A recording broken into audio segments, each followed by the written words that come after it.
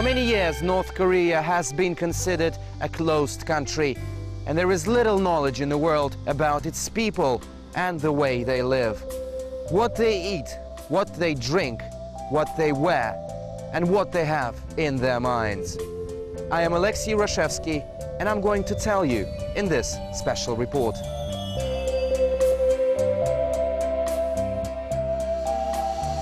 The camera spots a smiling North Korean girl. She's enjoying an intimate moment with her boyfriend in a Pyongyang park. It is quiet and peaceful here, just like it's in the rest of the country nowadays. But it hasn't always been this way.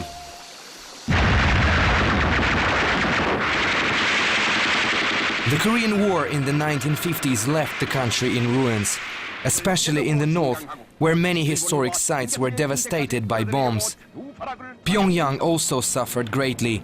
The United States dropped 428,000 bombs on its 400,000 population.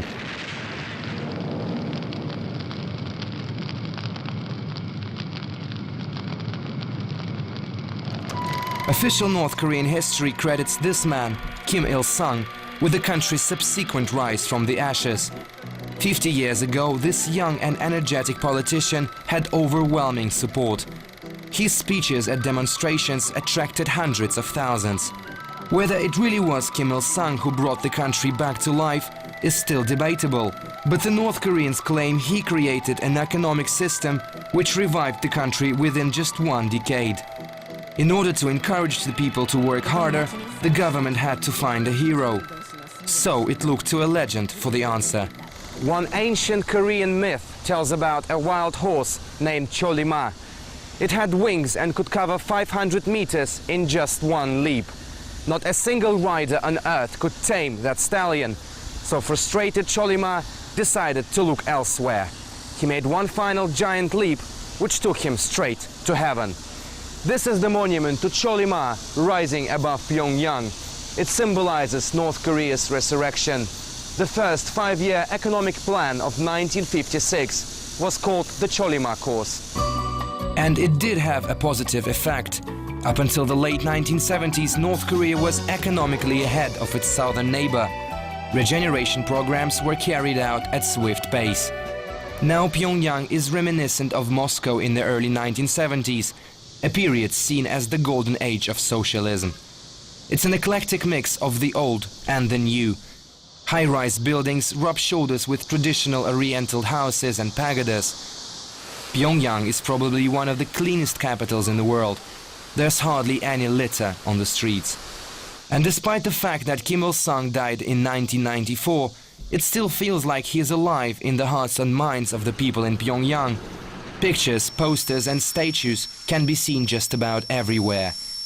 The public continues to have endless respect for the late leader. He has become something of a legend, as did Vladimir Lenin in the Soviet Union. Maybe this explains why there's a portrait of the Soviet leader overlooking the central square in Pyongyang. Quite often, Kim Il-sung is depicted along with his son, the country's current leader, Kim Jong-Il. The two even have flowers named after them, pink Kim Il-sung-hwa and red Kim Jong-il-hwa. They were gifts from Indonesia and Japan respectively. Many tourist attractions in North Korea are related to the eternal president, which is how Kim Il-sung is described here. Even the house where he was born in the Mansudae district has been turned into a memorial.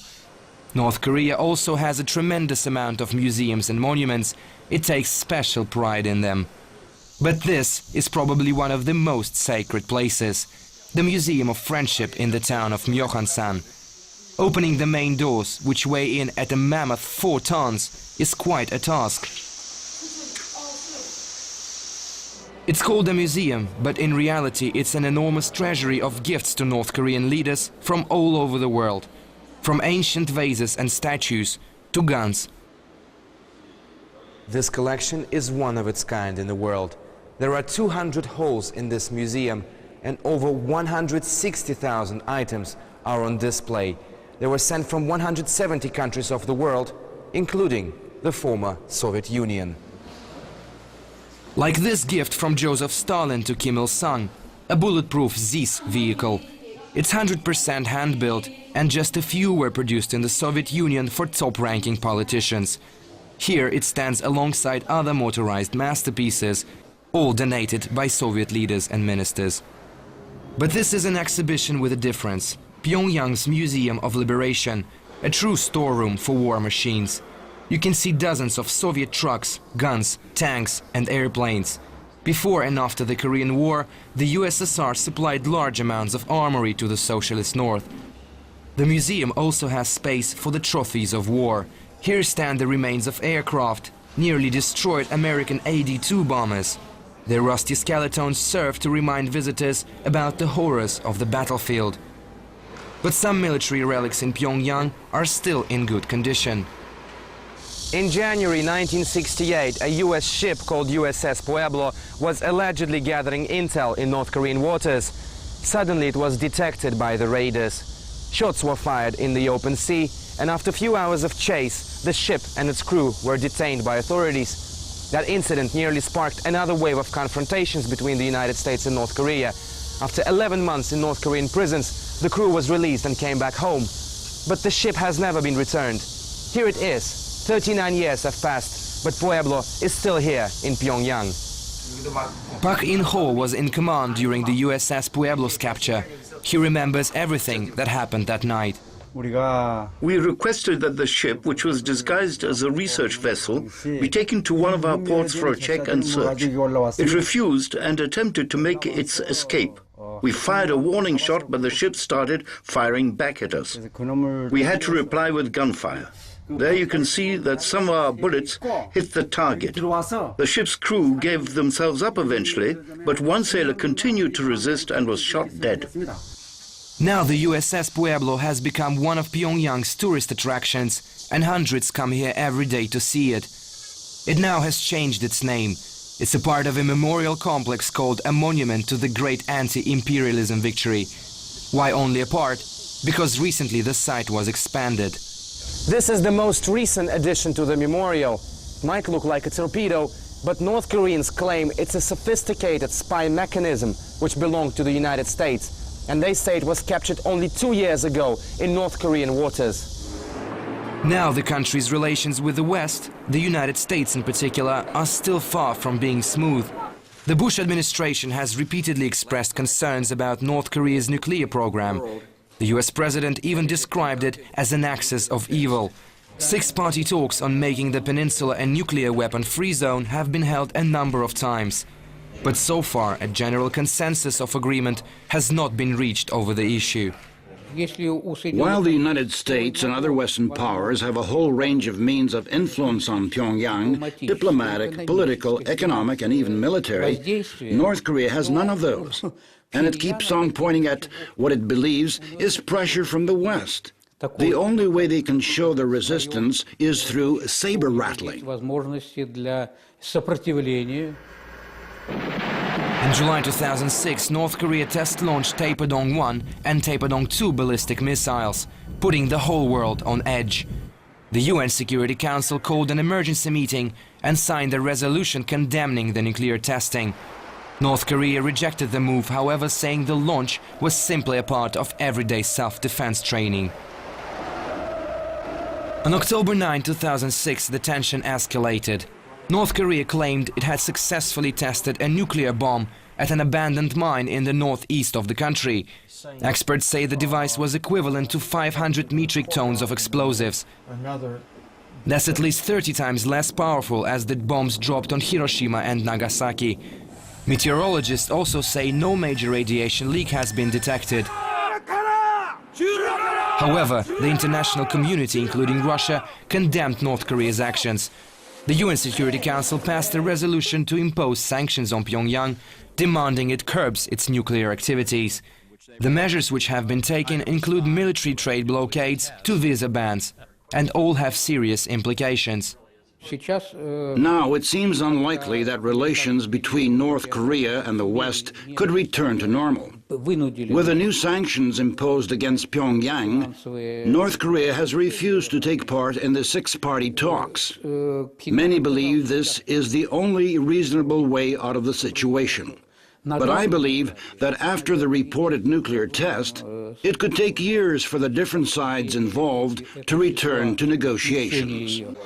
Another ongoing foreign policy issue is North Korea's relations with its southern neighbor. The armistice reached by the two in 1953 is still in place, but a permanent peace treaty has yet to be signed. The countries are seen as still being at war. This is where negotiations are held and gunshots are also sometimes heard. The Pyongyang border post. It is better known as the 38th parallel. The demilitarized zone, or the DMZ, is demarked by a stark concrete wall, similar to the one being built in Israel. Here, guards keep watch 24 hours a day, 7 days a week, on both sides. This scheme shows how the wall splits the peninsula from here to there. It's 240 kilometers long and even cuts through rivers and lakes. It means even fish and animals can't cross the border, not to mention the people. But just a few kilometers away is the city of Kaesong. Many centuries ago it was the capital of the ancient Koryo Empire. Now, ironically, many call it a glimmer of hope for the two sides to reach a peaceful means of reunification.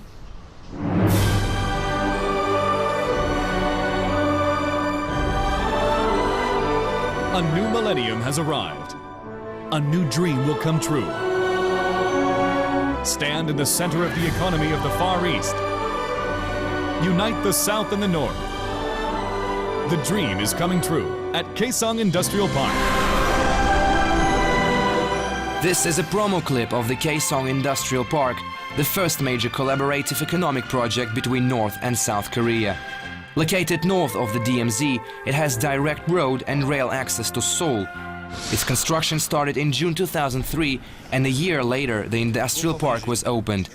Now more than 30 South Korean companies are building factories here, which will produce goods from shoes, clothes and watches to machinery. This is what it's going to look like on its projected completion in 2012. It's expected to employ up to 700,000 people. After 2 years of work, we have done a lot, and this job is a massive opportunity for the people working here. The salaries here are good. It is a good move for both sides. Cheap labor in the south, a revitalized economy in the north. The estimated profit margin is billions of US dollars. The Kaesong Industrial Park is just one sign of the changing times, that North Korea is becoming more open. Another is that recently the country eased its strict visa regime. Now tourists from all over the world can easily come here. Meet Malia Avery. She's a human rights activist from San Francisco. She came here on what she describes as a business and leisure tour. Malia believes that North Korea is one of the world's hidden gems. As a North American, you know, you're always talking about, or you hear about U.S. aggression and stances against North Korea, and it kind of, how would I say it, reverses a lot of the imagery and a lot of the discourse that you hear. You know, you hear a lot of things about, oh, the evil North Koreans, and then all of a sudden you see these beautiful people in a beautiful landscape, and very peaceful. Welcome to my home. Vika Tkacheva is 18 years old. She's Russian and comes from the Voronezh region. Vika probably doesn't quite realize it yet, but she has become something of a celebrity in Pyongyang. She is the only foreign student studying in the capital who has what are considered to be European roots. Her grandfather worked here half a century ago and inspired her to come to North Korea. Now Vika is working hard, learning Korean from scratch, so she can enter Pyongyang's pedagogical university next year. Watching Disney cartoons in Korean is just one way of learning the language. When I came here, I knew nothing about this country. At first it was very hard. The complicated language, a different reality. I had to communicate using gestures. But now I'm being treated well here. Fellow students help me a lot. And to me, this place is much better than I thought it would be. Students at the country's numerous universities and institutes study day and night. Like these laborers from rural parts of the country poring over textbooks in Pyongyang's central library. And it has become much easier to study now, as students use computers with internet access.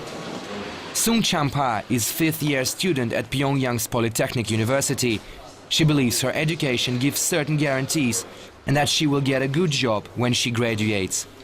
You know, it's not a secret that we're living in a high-technology world, and you have to learn how to work with it to survive. I'll become an IT engineer after graduation, and I know that people in my profession are increasingly in demand every year. North Korea is one of the few countries where the pioneers movement still lives on. For many years, it also existed in the Soviet Union. It's a children's organization which prepares them for the outside world. They join at the age of 9.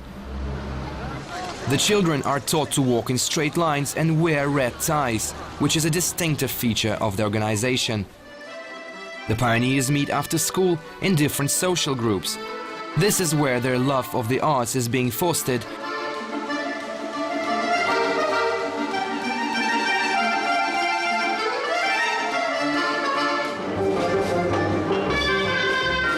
And every month they perform concerts like this one.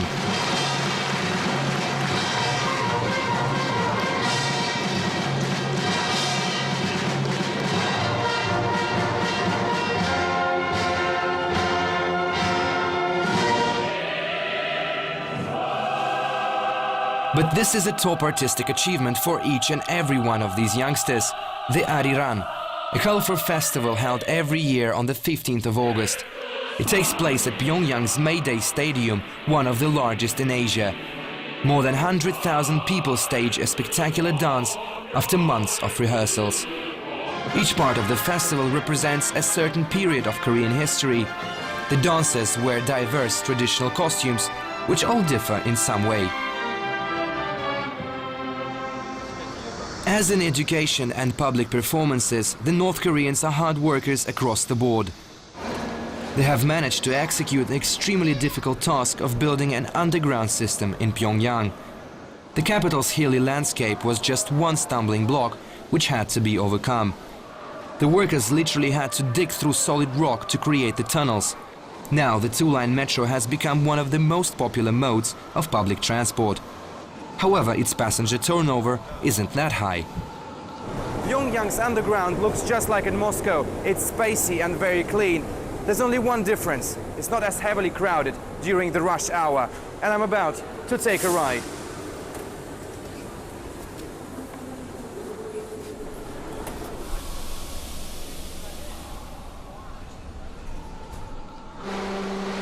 The experience was pleasant.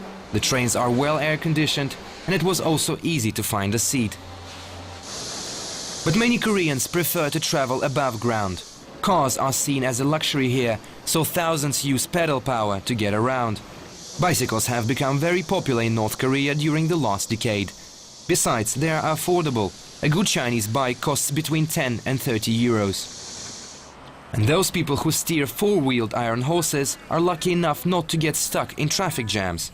Pyongyang's roads are wide, but they are not filled with cars. Even though traffic in Pyongyang is not really congested, it still needs to be regulated.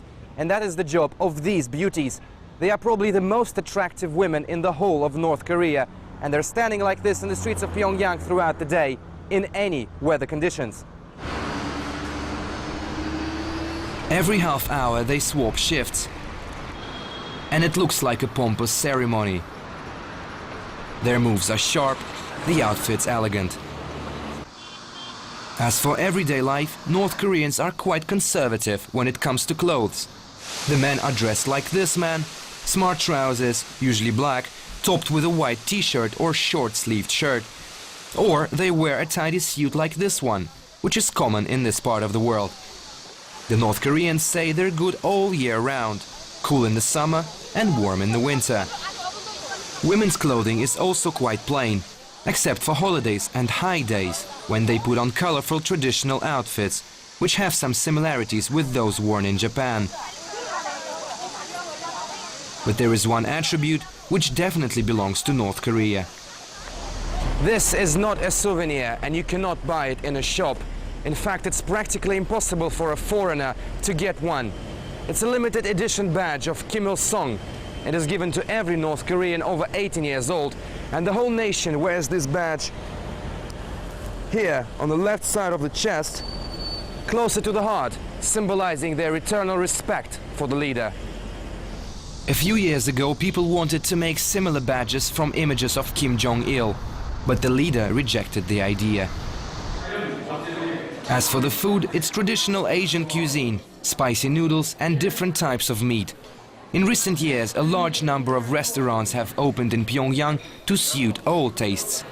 They cover an entire culinary palette of European, African and Oriental dishes.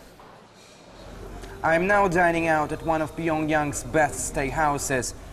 It has quite an impressive menu. I'm having a hard time selecting a dish. Well, I think I'll go for the grilled beef. It looks like an ordinary steak, but they told me to have a special way of preparing it.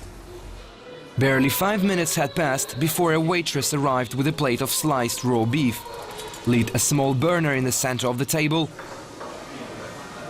and cooked it right in front of me. The result was surprisingly delicious. Okay, I'm taking this little piece of beef off the stove. They say it comes best with sauce, so let's try it.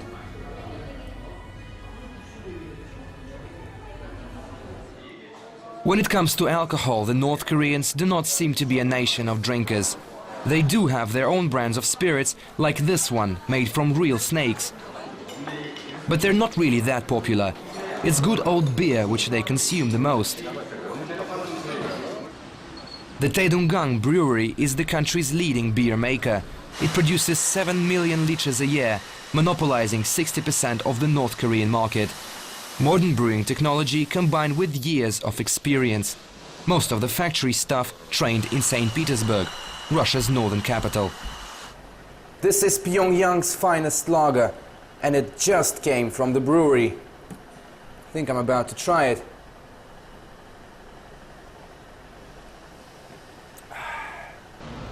But Pyongyang, just like the rest of North Korea, does not boast a thriving bar scene. Most restaurants close at 10 in the evening, and there's practically nowhere to go on a Friday night. But this does not seem to pose too many problems. People have found other ways of entertaining themselves. Pyongyang is called the city of parks, and it certainly lives up to its name. There are more than 20 in the capital. People visit them to play games. And what could be better than having a rest in the midst of such stunning scenery? Those who prefer more active ways of spending their leisure time do have somewhere to go. The Golden Lane Bowling Club. It meets all standards, it's huge and relatively cheap. This club has as many as 40 lanes, and it's always packed with people. And thanks to this place, bowling has become one of the most popular sports in Pyongyang.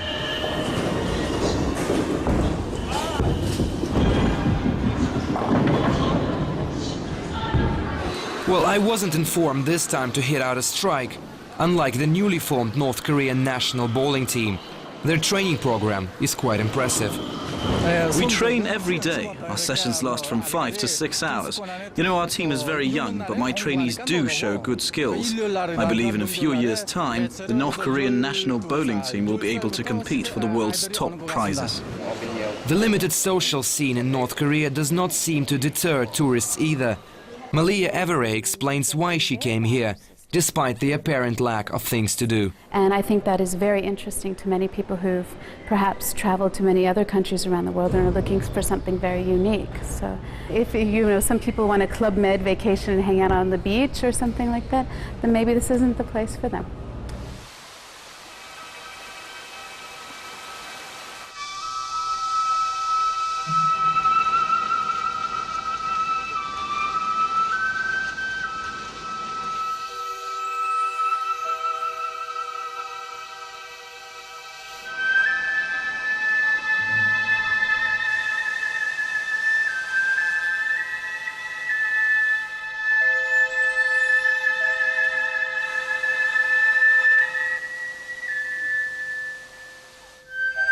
The monument to Juche, North Korea's official state ideology, stands alone in a huge square overlooking downtown Pyongyang.